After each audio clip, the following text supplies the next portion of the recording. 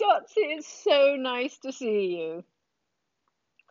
Thank Oh my goodness, it's been a little bit too long since we've gotten to hang in person. I Oh, know. Well, I am so excited that you're on because we just launched the At Home series last week, and you're my second guest, and you're one of my favorite people. So I'm thrilled to have you on. you're oh, it's such an honor to go after Edie Falco. I mean, I don't really know how you top that. I don't know why you started with her. You should have ended with her. It's like She only says the one way to same go about down you. from that. She says the same about you. So, Dotsie, this is the At Home series, which all started because of COVID in this crazy world, and we're all at home. But you really, really are at home, right? You're in Kentucky at the moment. Is that right? That's where you grew up. Tell us about that. Yeah, I kind of just, I was like, I need to break out of jail. I miss my family so much. And I knew I could be really careful on the plane with wearing masks and gloves. And no one is traveling. So they're really, I think it's more dangerous to be in a grocery store. I live in California, but grew up here in Kentucky and my whole family's here. So I just got on that plane. There were only 10 of us. And it just made you just think, oh man, if travel was like this when we get back to normal. I mean, it was so relaxing. Everything was on time or early. There's no wait on the plane. So if they use the same amount of gas, I mean, I was arriving 30 minutes early to the two places, the layover, and then nobody was in the airport. It was kind of a lovely, lovely travel day. I know. So I mean, I know it's terrible what we're going through. Obviously, there's been death and destruction, economic destruction. yes, However, when we think of hashtag silver lining, yes, you've got, the waters. We're in Brooklyn. You've got that clean waters outside. And one oh, of my favorite things is I can park on the street in Brooklyn Heights and there aren't any traffic wardens. So you don't get a ticket for leaving your car there all day long. It's really good. you And gotta be kidding me. They it's didn't know. I owe the city of Brooklyn a lot of money from living in Brooklyn Heights and parking there. And so I think in my know. early 20s that I never paid. So, okay. Good to That's right. Well, know. I feel I owe you some money because I just leave my car there all day long, and I still have this like, it's 8 o'clock, I have to move it, but I haven't had a ticket now for 6 or 7 weeks. But I think people are cottoning on to it, and so there are more and more cars parking. But anyway, there are some silver linings. Anyway, it's lovely, lovely to see you again. So you and I have known each other almost now for a couple of years, and we first met when we started to do the plant-based challenge with these top trainers, and we were introduced with a common friend, and this was before the Game Changers came out. So you shot to fame with obviously your silver Olympic medal back in London 2012 for track cycling, and had become a plant-based athlete. Tell us more about that, because we saw the incredible results with these top trainers and they were just like horrified, like Oscars. Oh my God, who knew? Tell I know. us about you. Tell us about your kind of experience and what your transition was to plant-based eating and how it impacted your performance. Yeah. Well, it always is so surprising. And I was no different. It was super shocking and surprising to me what happened to my body when I transitioned over to plant-based. I did it really for ethical reasons. I just kind of uncovered what was going on behind closed doors, and just my heart and my spirit and everything about me said, this is not okay. And I'm just not going to be a part of this anymore. But I'm a couple years out from Olympics, and this is probably pretty risky to completely do a transformation on what's on my plate, which it really was, because there was never a meal that I can remember that there wasn't an animal on my plate. It was, like you said, I grew up in Kentucky, I grew up in the South, and I grew up on barbecue and brisket and, all the fixins. So, I went completely meat free overnight. I mean, that was just a hard line in the sand for me. Then as you learn more and research more, you start to uncover, the deep doldrums of dairy and eggs and all of it. So that was a journey. So But you first dropped the meat and then the eggs and dairy. Is that how it went? right. Okay. Yeah, exactly. Yeah. The meat was just literally overnight, I woke up the next morning and was like, I'm just cleared out the refrigerator of all the meat. And I did, I think when you have a strong heart conviction, it's not as hard as it might be if you're not connected to it spiritually or soulfully, right? Like if your why is not deeply embedded in who you are and who you are trying to be and trying to live in alignment with what you believe is right, it is a little bit harder. So I always kind of encourage people to look for their why. There's a lot of whys. It doesn't have to be my kind of why, but that why was so strong that I honestly didn't miss meat. I didn't find it really all that difficult, the process, but I was astounded at the changes that happened to my body, both from a recovery and a repair standpoint, but from a strength gain standpoint. I mean, I'm telling you, I was not expecting that, of course, right? We've been told our entire lives, right, that you need animal foods, animal meat, to be, strong. Period. That's the false narrative that we've always been told. And it seems believable because, it's been fed to us over and over again for so long. So the strength gains kind of blew me away. I mean, that was like, how is this happening? And then just that repeatability. In the first few days? Because we see incredible results like in the first week. But as an athlete, did you have a transition period of like, oh, my body's readjusting, or was it just immediate that you saw the difference?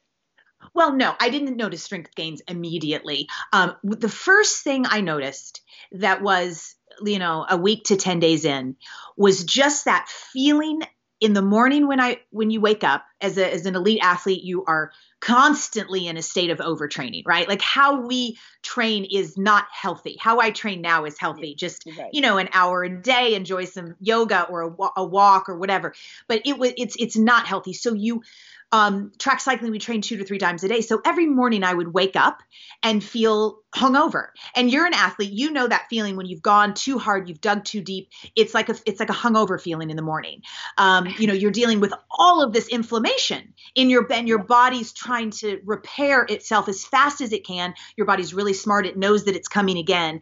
So it's just in this flux state of like trying so hard to come back to homeostasis. So when I would wake up in the morning around 7 or something, I always felt crickety and inflamed and kind of swollen and just moody, tired. I mean, the whole thing is hungover. It was not pleasant to be around for the first couple of hours. And I always had a joke that I couldn't really go train that next day until 10. And the truth is because I didn't really feel good until around 10. That's the first thing I noticed. I started waking up feeling just sort of lighter, less inflamed, less grumpy, less crickety. And I kind of, within an hour, was like, gosh, I gotta go get on the bike right now. That's weird. So that was the first thing I noticed. And it's just that inflammatory response that's different between a meat, animal-based diet and a plant-based diet. Yeah. Yeah, no, it's incredible, isn't it? It's so profound. And you threw in there, I'm an athlete, but I'm so not an athlete. We've had this conversation before.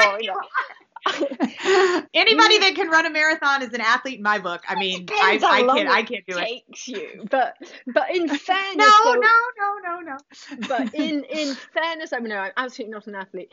But I did find that when I switched my diet, so I'd run a couple of marathons before, and then when I changed my diet, I started running 30 seconds, minute miles faster than I did before with the same. I just had more air in my. I had more activity. I was just faster without even trying. It's that's the beauty. We've got 64 times the antioxidant rich power in a plant-based diet versus an animal-based diet, and antioxidants. Right. They repair. That's what they're there for, right? You eat a pro-oxidant diet, which is, meat and dairy and things that are inflammatory to our system. And you fight them with antioxidants. So that fights the inflammation and that feeling that you and I are both talking about. So it's really rather extraordinary, that aspect to it, how quickly it happens, right? And you have so much more fluid blood flow. And there's that scene in the Game Changers where they look at the blood vials of the 3 football players, right? That just a single animal-based meal has on the blood an hour later. Or I forgot it was an hour later, a few hours later. And it was really quick and it's all cloudy. And that's just one single meal, right? Versus somebody who the one player, Griff Whalen, had a plant-based meal. And you just look at that and you go, oh, it helped me really make the connection on what was going on in my body. It's like, oh yeah, I'm so much more fluid. And that's your speed. You're taking 30 seconds off, everything, all of the oxygen rich blood is able to move more freely and get to your working muscles. Whereas before, right, it was cloudy and took a longer time with less oxygen to be able to move to the working muscles. That's right. That's right. And I think Game Changers did such an amazing job with some visual things. And you're amazing. And my husband, Daniel, loves the doc. I mean, we got to know each other before it came out. And so we'd actually seen the documentary as well before it came out. But the best bit in the movie is the scene of you where you say something like, I used to leg press 300 pounds and now I leg press 585 pounds, 65 reps 5 times. And he's like, holy moly, no, that is amazing. That, you doing that is just it's so illustrative of the strength that you had. It's so cool. Was it fun making the Game Changers? Yes, absolutely it was. All of the footage that you see of me training and the Olympics and everything was filmed by the people that made Personal Gold. So it's a documentary on our roots. So I didn't get that. All that was fun to do, but it was for the Game Changers. Really, all I filmed for them was the interview. Right, so speaking to Louis, and I got to tell you, when I went for the interview, we filmed it in the velodrome, and I got behind the microphone in front of the camera, and I'm looking straight at Louis Facios and behind the camera, and I was so starstruck. It was like 30 minutes before I could say anything that made any sense. It's just like totally like I was like, can you have something else ask the questions or something? But then he started making me feel really comfortable after a bit. So it went better. And then he's become a dear friend now and is so supportive of what I'm doing now. But it was that was a cool time. Well, I can't imagine you being starstruck. But I think they did a really good job in the Game Changers of bringing it to the mainstream. I mean, I can't tell you how many people that I've spoken to that, they've known me for years and they know about plant-based eating and health and this and that. And they go, yeah. And then they watch the Game Changers and say, I've become vegan. Like, what did they tell you that I didn't tell you? But I think it resonates in a way. Maybe the erection thing, actually. Well, for sure with the guys, for sure. But it's just people, I don't know why, but we tend to take the truth from people that we've never met and not from the people that are very closest to us. I had the same experience, Nadja. People were calling me. I mean, they'd known me for 10 years. They knew my whole journey. They knew everything. And they called and they're like, I'm ready to go vegan after seeing Game Changers. Can you help me? And my first response was like, no, I'm not helping you. I've been telling you this. I've been telling you this for years. You didn't listen. No, you're on your own now. I know how you feel a bit. And then they say, this is amazing. Have you seen it? Like, yes, of course I've seen it. Do you know about this? Like, yes, of course I know about this. I've been telling you it for years. Oh, dear. It's so true. Yeah. Anyway, however they had to get there. Okay. That's right. So I want to talk to a couple of things. Tell me about Switch for Good and the amazing things that you're doing. So it's all about education and awareness, kind of, I often say like unlearning what we've been taught from babies, right? The meat, the dairy, good for your bones and all of that, and the calcium. My mother-in-law is driven mad by me saying, but don't you know that America has the highest levels of osteoporosis despite our highest consumption of calcium, of milk rather. How are you? Tell us more about Switch for Good, and how are you, back to kind of how to influence people, how are you getting the message across? What have you found that's working in order to engage people and to change their behavior when it comes to dairy? Yeah. Well, we approach it, we have kind of like a 3-prong approach to Switch for Good, because first of all, if you're going to end something, let's say the consumption of dairy, the consumption of drinking breast milk from a cow, one of the best ways through the people is to decrease the demand for it. So that's one aspect of what we do with our education, right? Is from soup to nuts, helping people not only understand why, but help them on their journey, which is a lot of what you guys do too, right? Yeah. So many people really need that hand holding. I mean, talk about a false narrative, right? We have been taught this since we were little tinies, right? That milk does a body good and milk mustache and built with chocolate milk. And it's just something that we have had ingrained in our minds. And it's hard to unravel and hard to unwind. People need to start thinking more critically about everything, right? Like, who is it that told me that this was healthy? Right. Ask those questions. And every time that you do, you'll circle back to the very people that are going to profit off of you believing it. But another prong is governmental policy. So we do a lot of work in governmental policy where we have a really strong campaign going right now. The USDA, we don't have these issues in other countries, but in America, it is a food group on our dietary guidelines, and the dietary guidelines for Americans are reviewed every 5 years, and they are being reviewed now for new guidelines to be released in December. So we have a very strong campaign to remove dairy as a food group for humans, because it's not, right? It makes over 65% of the world's population sick, uncomfortable, unable to breathe in the form of lactose intolerance. It makes 36% of Americans, there's about 36% of Americans are completely lactose intolerant. We get letters all the time from children, 12-year-olds, 13, 15, 18, in that age range, that say, I need your help.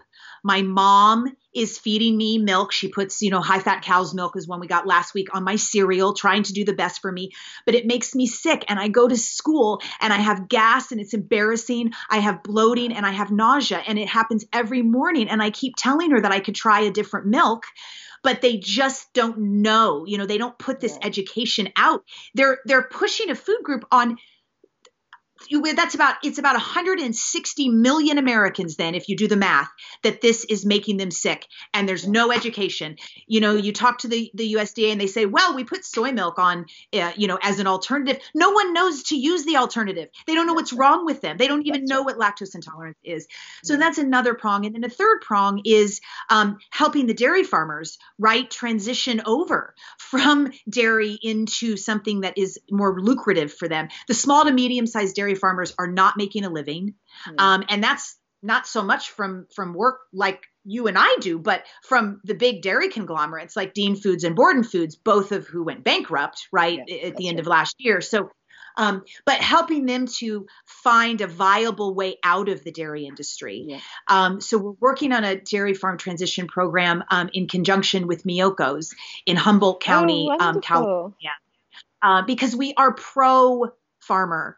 We're just anti-dairy because it's making a lot of people really sick. It's horrendous for the planet, and it is absolutely, obviously, lethal for the animals and their journey through that. So it's a bit of a three-pronged approach, because we have to be able to affect the policy and affect people's understanding of it, and then help the farmers. Yeah.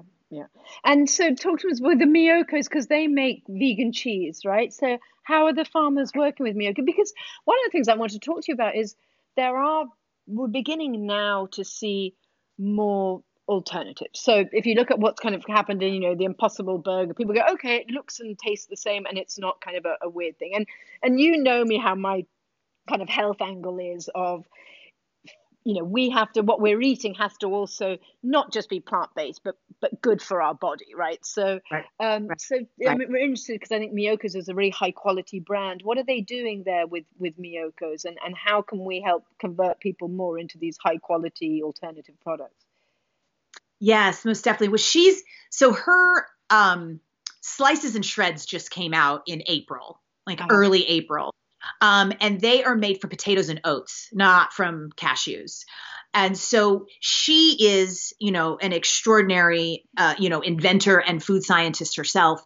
And so she's always pushing the limits of what might be possible, right, for the next product. So this very first dairy farmer is, he's actually $465,000 in debt, from it's many generations, right? So, there's a lot of sensitivity around it. I get it. It's like, if you shut it down, it feels like you're failing what your great grandfather started. But he has 4 daughters, and he's got to make a living. So this first farm transition is going to be an R&D facility for Miyoko's. That's why we're doing it where we're doing it in Humboldt, to look at different types of legumes, different types of potatoes, different amazing. oats to see what's working and what's not, right? So that'll be that. But we're what the big goal is to really create a system that is, we can repeat with the other dairy farmers in that whole county, because it's heavy dairy farm territory there. There's many small to medium sized dairy farms. So it's kind of, we're going to get this one done and then make it a repeatable system for the others based on the, how much it matters, what the soil is, what condition, what the soil can take, what it can't take. And it's completely different from the soil in Pennsylvania. It's really, it's quite complicated, right? Figuring out exactly what's going to grow, what's going to thrive. And then, you also have to make sure that there's, viable distribution set up for these farmers. We can't just come in and go, hey, why don't you try potatoes and oats and fava beans and good luck. And then, who are they going to sell this to? Yeah. That's it's really a full circle program. So. And you're always, prior to this COVID world, but you were always kind of traveling around the States and for your work, and you're based in California. As you travel around the United States, what is the appetite for meat alternatives and dairy alternatives? Do you see a big difference? Obviously in California, there's a little bit more advanced, ahead. What's it like? What's it like in Kentucky, Yeah, I know we're super spoiled in California and New York, right? It's just you get anything you want. I've seen incredible growth here, even in just, I think it was only about 8 years ago that there was even a Whole Foods that opened up.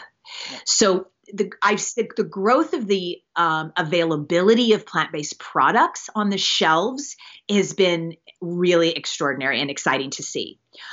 There's still a need for a lot of growth in the restaurant.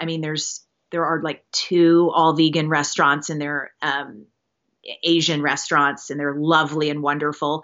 But if you want something other than Asian food, that's a vegan restaurant, you can't get it here. In California, I'm used to. So, and it's also the thing that I think that is the first step is every single restaurant that you go to here, it's still a bit of a process or a journey to get the waiter to sort of, get your meal set. There's not, one thing they could start right is at least a plant-based section or a vegan section, or just here's some of the things that we can make. We have that everywhere in California. So if you're not at a vegan restaurant, nowadays it's like, here's your special menu. And it's like all these amazing foods. So that's still a little sticky and sort of, but it's certainly, you can cook at home amazingly well here. I can get almost everything that I could get in California at the Whole Foods here. But, having said that, I also realize, that's not an accessible place to everyone. Right. It's pretty pricey. There's absolutely things you can get at Kroger's. That's their big, Albertsons here is Kroger's. It's quite a lot, but not quite the variety. But it's definitely changed. Beyond Burgers have definitely taken over. That's right. For sure. So that's just exciting just to see. Not that that's a whole food plant-based, but it is certainly 1,000 times healthier than a beef burger. And, people are excited about it here. It's almost like they're talking about it now, like we were talking about it a couple of years ago. It's sort of like, have you tried this? And my parents are almost 100% vegan, and they serve them to their friends all the time because none of their friends are vegan. They don't even know how to say the word really. They call it vegan. They'd be horrified. So they're all so cute. They have them over, and they serve the hamburgers, and all their friends are always really happy. So it's cute to watch that.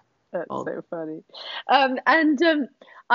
I've got to share one of my kind of funniest stories, one of my warmest things about you. So we were in New York at one point, and we were meeting up for a drink, and you said, I'm going to go to a class, and I'm going to do a flywheel class. And you went to this flywheel class, and clearly because of who you are, you obviously ranked always up on the top of flywheel. And while I've been stuck at home, I've got my Peloton, and to the point that I'm not an athlete, I'm doing really well if I'm in the middle of the pack. So my question to you is, what are you doing in these days that you're at home? How are you training? And do you have a Peloton? And are you always in the 0.111%? And don't you love it? Oh my gosh. I know Pelotons are fantastic. I don't have one. I will tell you, I got on Zwift. My husband has Zwift, right? So it's like, What's Swift? it's like a gaming, for cyclists, and you literally can ride, you use a smart trainer. So the smart trainer is connected to the gaming app. So it changes the pressure that you have to put out. You literally can ride thousands and thousands of courses all over the world with whoever you want. So he'll be riding any given day, somebody from Australia, somebody from Belgium, somebody from Italy, and they're just hammering along, and you're literally competing against each other. It's crazy. It's really cool. He finally bought like this big, huge gaming screen so that he could see it kind of high def. So I've never done it because I basically was like, I will never ride in the garage again. Like right after London 2020, because I must have spent more than thousands of hours, doing really hard trainer workouts to get my watts exactly where they needed to be. So I'm like, I'm never riding in the garage again. Well, so 3 weeks into quarantine, he gets me on the Zwift, and I did it. And, we're riding along, and it's kind of like it's a gaming app. So, if you get points or you do something, are you just and you can, no, you can meet each other. So like he waits on the side of the road for me. It's his little avatar, and it's a real person on a bike, and you can pick what you want to wear. It's hilarious. And so then I join him, and it's, we're like riding together. I can attack. It's just the craziest thing. So we're doing this course outside of London. It was like this really hilly course that had a couple like 8-minute climbs or whatever. So we do the climb, and I don't think there were any other women on the course that day, quite frankly, but because they you don't compete against men. It's like women and men. So all of a sudden my outfit changes to the polka dot jersey, like in just an instant, right? Like I'm wearing different clothes. And he's like, you just got the polka dot jersey. And I'm like, what? Really? Is that why I'm wearing that? He's like, I've been doing this for 2 years, and I've never gotten any jersey, and you just get on this. It was like, I said, oh babe, I don't think there's any other women on it today. Like, and it's probably like, so that was a one and done with Zwift, but that is for the cyclists out there. I mean, that thing is really fun. But I've just been doing, to answer your question, like different things. I kind of realized the first week, I love hot yoga, and I love a couple of spinning classes with my favorite teachers. And I just realized, these aren't going to happen. And so quit pouting about it. Cause I was a grumpy one the first 10 days, I just thought, this is crazy. We can't. So I pouted around for a while, and then I thought, you know what? Just completely change your routine. Don't do yoga. Don't do cycling. So I've turned the garage into a gym, and I've just worked on getting strong in areas that I've never been strong in before. My back, my upper body, my core. And it's completely transforming, because now what are we, like 9 weeks in or something? So it's only enough time to track, haven't we? We totally have. So I just thought, I'm just going to completely change it up so that I'm not comparing to how I felt before, right? Like it's a new, I've been suggesting that to people because so many people are trying to do the exact same thing, but it just doesn't feel as good as it did before because, I did hot yoga. You can't go do hot yoga in your garage. You can't get your, thing at 120 degrees. You can't, it's not the same. So then you start comparing, and then you start getting frustrated. And I thought, I'm just going to do something where I have no comparison and just have fun. So that's been cool. Brilliant. So you must have like abs of like triple steel, because you've always had really good abs anyway. You must be like amazing. They're trying to pop out. Like it's kind of fun. It's like, hey, there they are. Now I need to get somewhere in a bikini like really fast before I give all this up. And you could put one of those backgrounds behind you and pretend you're in the Maldives or something and show your body off. I know. Have you done Peloton mostly, or have you been outside running too? I've done a little bit of it. It's been freezing here in New York, and I'm a bit of a fair weathered runner, so I haven't done a huge amount of running yet. But when it's nice, I run, and now I'm doing Peloton. So this year is a big birthday year, and I'd said to my husband, like, this is the year I'm going to get really, really fit, and and I said, come on, let's get a Peloton bike. He's like, Nadja, you've got a gym that's half a block away, and they've got a Peloton bike there. If you really wanted to, you could go to the casino. I'm like, it's not the same. I'm not a morning person. I want to do it in the evening, and when I can do it. But then there's the children's. Anyway, he said, okay, we'll get a Peloton bike. Okay. Well, I'm excited for you turning 30. You're turning 30, right? 30, Are you 30, so excited? Yes. I was meant to be having, I was all set for this Venetian masked ball in the outskirts of Venice with all of my close friends. But we'll have to do it next year for my 31st. So yeah, I am enjoying my Peloton, though it is a bit depressing because, you know, and I was wondering if I were you, I'd always be on it and like up the leaderboard. I know that they're so fun. I have never even been on one, actually. I've never tried it, but people have such a blast with it. So who knows? All right. Well, Dotsie, listen, I love speaking to you. I am excited on the thing that you and I are working on. So as a teaser, we're just going to tell people that there might be a food line in the horizon, a Dotsie food line. So stay tuned. I'm really excited by that. Me too. So pumped. Thank you for coming on the At Home series. And it's been lovely chatting with you. And keep it up. All the amazing work you guys are doing. And thank you. You keep it up. I'm thrilled with what you do. I'm so proud of you. Lots of love, Dotsie. You take care. Bye. Okay. Talk to you later. Bye.